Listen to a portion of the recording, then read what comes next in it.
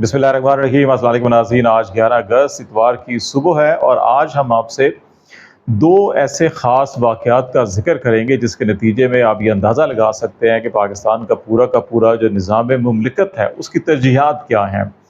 अमूमी तौर के ऊपर रियासत या हुकूमत या जो निज़ाम मुमलिकत होता है उसकी तरजीहात के अंदर अमन व अमान और आवाम की फलाह बहबूद और कानून की हुक्मरानी, आइन की बालादस्ती, तरक्की, खुशहाली, डेवलपमेंट, बेरोज़गारी का ख़ात्मा, गुर्बत का ख़ात्मा, ये है कि तमाम की तमाम जो सोशल वेलफेयर स्टेट होती हैं, जो रियासत का बुनियादी मकसद है वो यही होता है। लेकिन पाकिस्तान की रियासत या पाकिस्तान का निज़ाम मुमलिकत इस तरफ रियासत का तो नहीं कह सकते कि उसके अंदर अभी भी जो आइन और कानून के अंदर दर्ज है वो कुछ और है। लेकिन अमली तौर के ऊपर पिछले 1-2 साल के अंदर जो इस निज़ाम के सारा का सारा कंट्रोलिंग अथॉरिटीज़ हैं उनकी आपको तरजीहात का अंदाज़ा होगा। और इसमें हम आपको 2 चीज़ें शेयर करेंगे। एक, दुनिया भर के अंदर जो सफारतकारी होती है वो बड़ी अहम होती है। ये आपके पाकिस्तान का जो हम सॉफ्ट इमेज कहते हैं या पाकिस्तान का जो इमेज है वो उससे बनता है कि जब आप अपने सफारतकार भेजते हैं वो आपकी मुल्क की शख्सियत के हवाले से, मुल्क की पॉलिसीज़ के हवाले से वहाँ पे नुमाइंदगी करते हैं और वो उसको वहाँ पे जितने भी पॉलिसी साज हों या कानून साज हों या फैसला साज मराकज़ हों ताकत के, वहाँ पे पाकिस्तान या अपने अपने मुल्क का जिसकी सफारतकारी कर रहे होते हैं कि वहाँ पे उसके लिए जो है कि लॉबिंग करना उनका बुनियादी मकसद होता है और अपने मुल्क का इमेज जो है बेहतर बनाना होता है। एक इसमें अभी जो रिसेंटली सफ़ीरों की तकर्रियाँ हुई हैं उसके अंदर हम आपको बताएंगे कि उससे आपको अंदाज़ा होगा कि हमारी तरजीहात क्या हैं। और दूसरा, लाहौर में पहले भी आपने NA-130 मियां नवाज शरीफ साहब जहाँ से इलेक्शन लड़े थे और उसका पतन ने जो ऑडिट किया था और उसमें एक एक पोलिंग स्टेशन, एक एक जो बैलेट पेपर था, फॉर्म 45 था, उसका उन्होंने ऑडिट करके एक एक चीज़ बिल्कुल सामने खोल के रख दी थी। और मियाँ साहब को इलेक्शन जितवाना या मियाँ साहब की कामयाबी यकीनी बनवाना, उसमें बहुत सारी चीज़ें समझ आती हैं। एक पार्टी के सरबराह हैं, मुमकिन है कि लंदन के अंदर उनकी बहुत से ताकत के अहम मराकज़ वालों के साथ बातचीत हुई हो, कुछ कमिटमेंट्स हों, कुछ वादे वईद हों कि मुल्क को आगे कैसे लेके जाना है। वो सारे प्लान और बहुत से इसके अंदर एक्सटर्नल भी और इंटरनल भी फैक्टर हो सकते हैं, तो शायद मजबूरियाँ हों कि उनको कामयाब ज़रूर करवाना था। लेकिन NA-128 का हल्का जो है कि जो IPP के रहनुमा ओन चौधरी को जितवाया गया और उनके मुकाबले में थे सलमान अकरम राजा। सलमान अकरम राजा पाकिस्तान में उन गिने चुने चंद अफराद में उनका शुमार होता है जिनको आप उंगलियों में गिन सकते हैं वकला कम्युनिटी के अंदर, दानिश्वरों के अंदर, कि जिनकी अपनी एक मकाम है, जिनकी अपनी एक क्रेडिबिलिटी है, वो पढ़े लिखे दानिश्वर हैं, वो आइन कानून और पाकिस्तान की सियासत नहीं बल्कि खित्ते की और इंटरनेशनल पॉलिटिक्स को भी वो समझते हैं। एक तरफ वो शख्स जिसका मिजाज जो है वो सबके सामने है और जिसकी जो हिस्ट्री है वो सबके सामने है कि वो किस अंदाज के अंदर पाकिस्तान में हमेशा कानून और आइन की बालादस्ती के लिए और अवाम के इंसानी बुनियादी हकूक़ के लिए जो है कि उन्होंने किरदार अदा किया। और दूसरी जानब ओन चौधरी हैं, और ओन चौधरी आप सबको मालूम है कि ये किस लेवल के इमरान खान के जो है कि टिश्यू पेपर उठाया करते थे, उनकी डायरी उठाया करते थे, उनके पेन और फाइलें उठा के उनके पीछे पीछे फिरा करते थे। तो ये एक सेकंड थर्ड दर्जे का जो एक सेक्रेटरी या पर्सनल सेक्रेटरी या इस लेवल का एक आदमी होता है, और ये जहांगीर तरीन ने इसको इंट्रोड्यूस करवाया था वहाँ पे। और उस ज़माने के अंदर PMLN की जो लीडरशिप है, तारड़ साहब इस वक्त PMLN के तर्जमान है, वज़ीर इत्तलात भी हैं पाकिस्तान की हुकूमत के वो तर्जमान है वो भी, और इस किस्म के जो दीगर PMLN की लीडरशिप थी या PDM की जो लीडरशिप थी वो इनके बारे में जो कहा करते थे ये किस किस्म की खिदमात फराम करते हैं, वो भी सबके सामने कोई ढकी छुपी बात नहीं है। और फिर ये जब PTI से मुनहरिफ हुए लोग, और क्योंकि जहांगीर तरीन को PTI से निकाला गया था, करप्शन के चार्जेस और सारी चीज़ें वो भी आपके सामने हैं। मुख्तलिफ जो कमीशन बने, तहकीकाती कमीशन बने, चाहे वो शुगर स्कैंडल हो, चाहे वो आटा स्कैंडल हो, और उसके अंदर बहुत सी चीज़ें थी। अब उस सारे मंजर के अंदर अब देखें कि सलमान अकरम राजा वर्सेस ओन चौधरी। अब ऐसी रियासत की या हुकूमत की या निज़ाम को कंट्रोल करने वालों की क्या मजबूरी थी कि ओन चौधरी को हर हालत में कामयाब करवाना था। अब NA-128 का जो ऑडिट हुआ है ये बड़ा इंटरेस्टिंग चीज़ है इसके अंदर, और बड़ी खौफनाक किस्म की चीज़ें भी आपको इसमें अंदाज़ा होगा कि किस तरह से पूरा का पूरा निज़ाम जो है कि इस किस्म के लोगों को, इस किस्म के करैक्टर्स को पार्लिमान के अंदर लाने के लिए कि अपने सर धड़ की बाजी लगा रहा था कि इसमें जो हल्का बंदी हुई सबसे पहले यहाँ से, उसके अंदर एक बहुत बड़ा फ्रॉड हुआ। जो हल्का बंदी का कानून है, असूल है, उसमें यह होता है कि एक नेशनल असम्बली का हल्का होता है और उसके नीचे अमूमन 2 सूबाई असम्बली के हल्के होते हैं, और कहीं कहीं जो है कि आबादी का तनासब कम हो तो वहाँ पे 3 भी हो जाते हैं। और यहाँ पर जो है कि आपको एक नेशनल असम्बली के हल्के के नीचे 5 सूबाई हल्के توڑ کر ان کے مختلف پاکٹس کو اکٹھا کر کے یہاں پہ لایا گیا، اور اس کا بنیادی مقصد یہ تھا کہ پی ٹی آئی کے ووٹ کو ڈیوائڈ کرنا اور آئی پی پی یا نون لیگ کے ووٹ کو، آئی پی پی کا اپنا ووٹ تو تھا ہی نہیں، کہ نون لیگ کے ووٹ کو ایک جگہ مجتمع کرنا تاکہ یہ کامیابی حاصل کر سکیں۔ لیکن ہوا کیا؟ اب اس کے بعد دوسرا جو ہے کہ الیکشن والے دن جو نیشنل اسمبلی کا بیلٹ پیپر، آپ پولنگ اسٹیشن پہ جاتے ہیں تو آپ کو 2 بیلٹ پیپر دیے جاتے ہیں، ایک نیشنل اسمبلی کے لیے، ایک صوبائی اسمبلی کے لیے۔ تو اس کا مطلب ہے کہ جتنے بیلٹ پیپر ایشو ہونے چاہیے وہ برابر ہونے چاہیے، 19-20 کا فرق ہو جاتا ہے۔ بعض لوگ صوبائی اسمبلی پہ پریفر کرتے ہیں ووٹ دینا، نیشنل اسمبلی میں نہیں دیتے، وہ بیلٹ پیپر کو چھپا لیتے ہیں، جیب میں ڈال لیا، واپس آ گئے، ڈالا نہیں ہے، اس قسم کے واقعات بھی ہوتے رہتے ہیں۔ یا نیشنل اسمبلی میں دینا ہے، صوبائی اسمبلی میں نہیں دینا، ضائع کرنا ہے، تو آپ نہیں ڈالتے اور آ جاتے ہیں۔ لیکن یہ نہیں ہو سکتا کہ نیشنل اسمبلی اور صوبائی اسمبلی میں جو ہے کہ وہ 1 لاکھ ووٹوں کا فرق ہو۔ اب یہ اگر اس کی مزید جو انہوں نے اس کو تقسیم کیا، اب اس سے آپ کو اندازہ ہوگا کہ کس طرح سے یہ 1 لاکھ ووٹ ڈالا کن کو گیا اور اون چوائس صاحب کو کس طرح سے کامیاب کروایا گیا۔ اب 171 پولنگ اسٹیشن ہیں اور دوسری طرف 212 پولنگ اسٹیشن، ان کا انالیسس کیا گیا ہے۔ 171 پولنگ اسٹیشن وہ ہیں جہاں پہ نیشنل اسمبلی اور صوبائی اسمبلی کے ووٹوں میں 1,03,022 ووٹوں کا فرق ہے۔ نیشنل اسمبلی میں جو ہے کہ 2,09,753 ووٹ ڈالے گئے، اور صوبائی اسمبلی جو 5 حلقے تھے ان کے جو پولنگ اسٹیشن مختلف ان 171 جو پولنگ اسٹیشن میں شمار ہو رہا ہے، وہاں پہ 1,06,731 ووٹ جو ہے وہ ڈالا گیا۔ تو یہ جو آپ کو 1,03,000 کا فرق آ رہا ہے، تو اب اس میں آپ کو ووٹر کا ٹرن آؤٹ بھی دیکھنا ہوگا کہ نیشنل اسمبلی میں جو ووٹ ڈالا، سیم پولنگ اسٹیشن وہاں پہ 80% ووٹ ڈالے، اور انہی پولنگ سٹیشنز کے اوپر صوبائی اسمبلی میں 41% ووٹ ڈالے۔ یہ ہو نہیں سکتا کہ اتنا بڑا فرق ہو کہ آدھے لوگ جو ہیں کہ وہ آدھے یا آدھے سے زیادہ جو ہے کہ وہ لوگ ووٹ جو ہے کہ صوبائی اسمبلی کا ڈالیں نہ اور واپس چلے جائیں، اور یہ 39% ایسے لوگ تھے جنہوں نے صوبائی اسمبلی میں ووٹ ہی نہیں ڈالا۔ تو کیا وہ اپنے بیلٹ پیپر جیب میں ڈال کے چلے گئے؟ اور پھر جو بیلٹ پیپر ایشو ہوئے، اب ان میں اب جو ووٹ کاؤنٹ ہوا اور جو بیلٹ پیپر ہوئے اس کے اندر فرق دیکھ لیجئے گا۔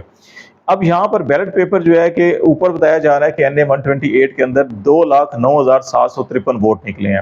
بیلٹ پیپر وہاں پہ ایشو ہوئے ہیں 1,85,663۔ تو اب یہ 15 اور 9 جو ہے یہ 24,000 جو ہے کہ ووٹ کیسے ایکسٹرا ہو گیا؟ بیلٹ پیپر تو 1,85,000 ایشو ہوا، 2,09,000 ووٹ کیسے نکل آیا؟ یہ ایک فرق۔ اور دوسرا جو ہے کہ صوبائی اسمبلی میں جو ہے کہ آپ اس میں جو ہے کہ آلموسٹ یہ ایک جیسا رزلٹ آ رہا تھا، کیونکہ وہاں پہ صوبائی اسمبلی کے امیدوار اور تھے، وہاں پہ آپ نے اس کو ڈسٹرب نہیں کرنا تھا، رزلٹ کو صرف اون چودھری کو جتوانا تھا۔ تو آپ کو یہاں پہ یہ فرق نظر آ رہا ہوگا۔ صوبائی اسمبلی جو 171 پولنگ اسٹیشن ہے، وہاں پہ 1,06,731 جو ہے کہ وہ پہلے بھی ریفلیکشن ہو رہی ہے، اور 1,06,149 جو ہے یہ ریفلیکشن دوسری جگہ پہ ہے کہ جہاں پہ فارم 46 یعنی کہ بیلٹ پیپر جو جاری ہوئے ہیں وہ 1,06,149 ہے، ووٹ نکلا ہے 1,06,731۔ تو یہ اس میں صرف جو ہے کہ 500-600 ووٹوں کا فرق ہے، اور یہ اتنا جو ہے کہ ہر جگہ عموماً چل جاتا ہے۔ تو ایک تو یہ فرق۔ اب آ جائیں 212 پولنگ اسٹیشن جہاں پہ 19-20 کا فرق ہے، جو نیشنل اسمبلی اور صوبائی اسمبلی کے، مطلب وہاں پہ جینون جو ووٹنگ ہوئی اور جینون رزلٹ آیا۔ اب یہاں پہ جو 171 پولنگ اسٹیشن ہے، یہاں پہ اون چودھری صاحب 1,30,940 ووٹ لے رہے ہیں، اور سلمان اکرم راجہ صاحب 61,955۔ تو اب یہ فرق آپ کو جو ہے کہ یہ آپ کو تقریباً کوئی 69,000 ووٹوں کا فرق یہاں پہ لیڈ مل رہی ہے 171 پولنگ اسٹیشن پہ، جہاں پہ 1 لاکھ ووٹوں کا فرق ڈالا گیا تھا۔ اب دوسری طرف 212 پولنگ اسٹیشن جہاں پر نیشنل اسمبلی کے بھی اور ان کے بھی آ جائیں، تو وہاں پہ نیشنل اسمبلی کا ووٹ جو ہے کہ وہ 1,35,788 ووٹ نیشنل اسمبلی میں ڈلے، اور صوبائی اسمبلی کے 5 حلقے جو تھے ان کے پولنگ اسٹیشن کے اوپر 1,35,799۔ تو مطلب 11 ووٹوں کا صرف فرق ہوا ہے۔ ایکچولی یہاں پہ مطلب جینون رزلٹ آپ کو سامنے آ رہا ہے، اور جو بیلٹ پیپر ایشو ہوئے ہیں ووٹ 1,35,788 تھا، اور بیلٹ پیپر 1,35,700، مطلب 88 ووٹ جو ہے کہ وہاں پہ ایکسٹرا جو ہے کہ سٹیمپ لگا کے ڈالنے کی کوشش کی گئی، اور یہ ہر جگہ اتنا جہاں جہاں جس کا ہاتھ لگتا ہے وہ کر ہی لیتا ہے۔ تو اسی طرح صوبائی اسمبلی میں 1,36,363 جو ہے کہ وہ بیلٹ پیپر جاری ہوئے ہیں، اور 1,35,799 جو ہے کہ ووٹ شو ہو رہے ہیں۔ تو یہاں پہ ڈفرنس آپ کو جو ہے کہ 600-650 ووٹ کم نظر آ رہے ہیں، بیلٹ پیپر زیادہ جاری ہوئے ہیں۔ تو اس کا مطلب ہے کہ وہاں سے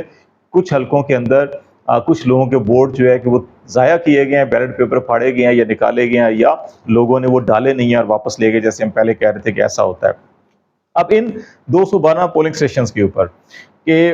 سلمان اکرم راجہ صاحب جو ہیں وہ 76,870 ووٹ لے رہے ہیں، اور اون چودھری صاحب جو ہے وہ 36,523. جینوئن رزلٹ جو ہے کہ وہ 50%، آدھا آدھا فرق آپ کو یہاں پہ نظر آ رہا ہوگا، اور جو فیبریکیٹڈ رزلٹ ہے وہاں پہ آپ کو 1,30,000 اون چودھری اور سلمان اکرم 61,000. تو یہ آپ کے نظام مملکت چلانے والے جو سائنسدان ہیں جنہوں نے ان الیکشن کو مینیج کیا اور ایسے ایسے لوگ لے کر آئے کہ جو حکومت بنانی تھی، ان کی ترجیحات جو ہے کہ اون چودھری جن کے بارے میں نون لیگ خود کہتی تھی کہ یہ کس قسم کی سروسز فراہم کرتے ہیں، یہ کس وجہ سے شہرت رکھتے ہیں، وہ جو ہے کہ ابھی وزیر بھی ہیں، اور ان کو جتوانے کے لیے لاہور میں اتنا ایڑی چوڑی کا زور لگایا گیا. اب اس کی ریفلیکشن آپ کو سفیروں کی جو نامزدگی تقرری ہے اس کے اندر بھی نظر آئے گی. ابھی آج ہی مختلف ممالک کے اندر سفیروں کی جو ہے اپروول دی گئی ہے. اب اس کے اندر ایک سفیر جو ہے متحدہ عرب امارات میں جو مقرر کیے گئے ہیں وہ لیفٹیننٹ جنرل ریٹائرڈ محمد عامر صاحب ہے. اب محمد عامر صاحب جو ہے کہ جب بریگیڈیئر تھے تو اس وقت کے صدر جب پیپلز پارٹی کا دور تھا 2013-18 کا، اس وقت یہ ملٹری سیکرٹری تھے پریزیڈنٹ آصف علی زرداری صاحب کے. اور آپ کو یاد ہے کہ یہ جو بے نامی اکاؤنٹس اور منی لانڈرنگ اور یونس گروپ اور فلانا گروپ اور یہ گروپ اومنی گروپ اور اس قسم کی چیزیں چلتی رہیں، پھر پاناما کی جی آئی ٹی، یہ مختلف یہ ان دونوں حکومتوں کے خلاف جو ساری کی ساری چیزیں چلی تھیں، انہی مختلف جی آئی ٹیز بنی تھی. تو انہی میں سے ایک جی آئی ٹی جو تحقیقات کر رہی تھی، انہوں نے ایک ایسا اکاؤنٹ جو ہے کہ وہ برآمد کیا تھا، پکڑا تھا، جو بریگیڈیئر عامر صاحب کا اکاؤنٹ تھا، اور اس اکاؤنٹ سے جو ہے کہ بیرون ملک جو ہے کہ وہ منی ٹرانسفر ہو رہی تھی بہت زیادہ. اور اس پہ جب پوچھا گیا، اب اس جی آئی ٹی کے اندر جو ہے کہ بائی دا وے کہ سول ملٹری دونوں انٹیلیجنس کے ادارے جو ہیں کہ وہ بھی، اور تحقیقاتی جو ایجنسیز تھی ان سب کے لوگ شامل تھے. تو اس کے اوپر یہ نہیں کہا جا سکتا کہ اچھا شاید یہ کوئی پولیٹیکلی موٹیویٹڈ کیس ہو، یا کوئی پولیٹیکلی اس کے اندر کوئی پارلیمانی ہے تو اس کو شاید فوج کو بدنام کرنے کے لیے، یا بریگیڈیئر صاحب جو بعد میں جنرل بھی بنے کہ ان کو بدنام کرنے کی کوشش کی گئی. تو جب برآمد ہوا تو اس پہ انہوں نے کہا نہیں، یہ میرے ذاتی پیسے نہیں ہیں، یہ تو زرداری صاحب کے پیسے تھے جو میرے اکاؤنٹ سے آ جا رہے تھے. تو اب جو یہ وہ چیزیں ہوتی ہیں جن کو آپ فائنینسنگ اور بینکنگ ٹرم کے اندر منی لانڈرنگ کہتے ہیں، کہ آپ فرنٹ مین کوئی اور ہوتا ہے، پیسہ کسی اور کا جا رہا ہوتا ہے. تو اس میں یہ چیز سامنے آئی. اب وہ معاملات سارے کے سارے عدالتوں میں بھی تھے، کیسز بھی تھے، تحقیقات بھی چل رہی تھیں، لیکن بڑی خاموشی سے ان کا نام تو سمجھ ہی نہیں آئی کہ کیا ہوا کیا نہیں ہوا. پھر بعد میں ان کی میجر جنرل کے عہدے پہ پروموشن ہوئی، لیفٹیننٹ جنرل کے عہدے پہ پروموشن ہوئی. اور جب یہ آرمی چیف کی تقرری کا معاملہ آیا تھا 2022 نومبر میں، تو اس وقت جو پہلے 5-6 نام تھے جو اس دوڑ میں شامل تھے کہ آرمی چیف کی تقرری کے لیے، اس میں جنرل عامر کا نام بھی شامل تھا، گجرانوالہ کے کور کمانڈر تھے یہ اس وقت. تو آپ اس سے اندازہ لگائیں کہ وہاں پر بھی ان پہ ہاتھ نہیں ڈالا گیا. پھر یہ ریٹائر ہو گئے. ان پہ بہت سے لوگوں کا خیال تھا کہ زرداری صاحب نے میاں صاحب کو بڑی کوشش کی تھی کنونس کرنے کی، اور شہباز شریف صاحب کو بھی، کہ جی جنرل عامر کو بنا دیں، یہ ہمارا پکا آدمی ہے اور بڑا خاص آدمی ہے، اس کو آرمی چیف لگائیں. اور ان کے بارے میں زرداری صاحب اور پیپلز پارٹی کے اندر یہ رائے تھی. یہ عمران خان کے بارے میں بھی بڑی سخت رائے رکھتے ہیں، اور بڑے نقاد ہیں ان کے، اور بڑی پبلکلی اوپنلی بڑی کھل کے بات کرتے ہیں ان کے خلاف. تو اس لیے ان کو لگا دیں. تو جو اس وقت مقاصد تھے 2022 میں کہ اگلے 1 سال کے اندر کیا کچھ 2 سال کے اندر پی ٹی آئی اور عمران خان کے ساتھ کرنا ہے، تو انہوں نے کہا کہ یہ ہی از دا بیسٹ پرسن سوٹیبل، کہ جو پی ٹی آئی کو بالکل کرش کر دے گا اور عمران خان کی سیاست کو بھی ختم کر دے گا. لیکن میاں نواز شریف صاحب نے زیادہ انفلوئنس استعمال کیا شہباز شریف صاحب کے اوپر، اور بار بار انہوں نے جنرل عاصم منیر کو جو ہے کہ وہ نام دیا تھا، اور پھر یہ تقرری ہو گئی تھی. ریٹائر ہو گئے. تو اب جب سفیروں کی تقرری کا باری آئی تو جو متحدہ عرب امارات میں ان کو سفیر لگایا گیا. اب جو صاحب جو ہے کہ وہ منی لانڈرنگ کے اندر جن کا نام آ رہا تھا اور اپنے اداروں کی تحقیقات تھیں، وہ پروموشن بھی پا گئے، ریٹائر بھی ہو گئے، آرمی چیف کے نام لسٹ میں بھی نام تھا ان کا، اور اب ان کو یو اے ای کے اندر سفیر بھی لگا دیا گیا. تو اب یہ آپ خود اندازہ لگا سکتے ہیں اس سے کہ یو اے ای کے اندر ابھی ریسنٹلی جو دبئی لیگ سامنے آئی کہ جس کے اندر $10 ارب سے زیادہ ابھی چند سالوں میں پاکستان سے یہاں سے پیسہ وہاں پہ گیا، اور پراپرٹی کے اندر انویسٹمنٹ کیا گیا، اور جس قسم کے نام آئے تھے اس میں آپ کو سب کو معلوم ہے کہ موجودہ رجیم کے بہت سے لوگ ہیں جن کے نام ان کے اندر موجود ہیں. تو ایسے لوگوں کو لگانے کا اس سے تو بظاہر یہی دکھائی دیتا ہے کہ آپ نظام کے اندر، پارلیمان کے اندر پالیسی سازی، قانون سازی، آئین سازی کے اندر ایسے لوگوں کو لا رہے ہیں جن کی شہرت اچھی نہیں، جن کی نیک نامی اچھی نہیں ہے، جن کا کریکٹر بہت ویک ہے، جن کو مینیج کرنا شاید بہت آسان ہے. اور دوسری طرف جو بیرون ممالک سفیروں کی تقرری ہو رہی ہے، ان میں بھی ایسے لوگ شامل ہیں کہ جو آپ کے کہیں نہ کہیں سیاسی، مالی اور جو فائنینشیل ٹرانزیکشن ہو رہی ہیں اللیگل، شاید ان کو بھی پروٹیکشن دینے کے لیے کام آئیں گے۔ تو اس سے آپ اندازہ لگا سکتے ہیں کہ اس پورے کے پورے اس وقت جو نظام مملکت ہے، اور اس سے پہلے بھی ماضی میں بھی ایسا ہوتا رہا کہ شاید ان کی ترجیحات جو ہیں کہ ملک کی نیک نامی، ملک کی ترقی، ملک کی خوشحالی، عوام کی فلاح و بہبود نہیں، بلکہ ان کا جو ہے کہ آپ کرپشن کریں، منی لانڈرنگ کریں، فراڈ کریں اور پیسہ یہاں سے بیرون ملک منتقل کریں۔ اور یہی وہ چیزیں ہیں جس کے اوپر ایک عام آدمی، ایک نوجوان، ایک پاکستان کا عام شہری اس وقت کھڑتا ہے، اور وہ کہتا ہے کہ پورے نظام کو چینج ہونا چاہیے۔ اور عمران خان جو کہتے ہیں کہ جی کہ انصاف کے نظام کو ٹھیک ہونا چاہیے اور سب کے لیے ایک جیسا نظام ہونا چاہیے، اور کرپشن کا، منی لانڈرنگ اور اس چیز کا خاتمہ ہونا چاہیے، تو شاید یہی وہ چیز ہے جس کی وجہ سے جو میجارٹی ہے کہ وہ پی ٹی آئی یا عمران خان کو لائک کرتی ہے۔ اور پھر دوسری وجہ ہے کہ جس انداز کے اندر ان کو جیل کے اندر رکھا گیا، ایک طویل عرصے سے ان کو رکھا گیا، اور کیسز پے در پے جو ہے کہ وہ بنائے بھی جا رہے ہیں اور کیسز فارغ بھی ہو رہے ہیں، تو اس سے آپ اندازہ لگا سکتے ہیں کہ پاکستان کا نظام کن ہاتھوں میں ہے اور کیوں اس کے اندر تبدیلی بہت ضروری ہے۔ آج تک کے لیے اتنا ہی۔ خالد جمیل کو اجازت دیجیے، اللہ حافظ۔